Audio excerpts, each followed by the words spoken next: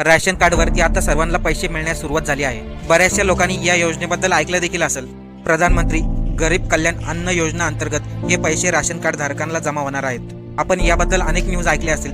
Ration card धारकांना आता धान्याऐवजी पैसे मिळणार आहेत आणि हे पैसे थेट आपल्या राशन कार्डवरती जमा होतील। त्यानंतर ते पैसे आपण आपल्या अकाउंटला ट्रान्सफर करू शकणार।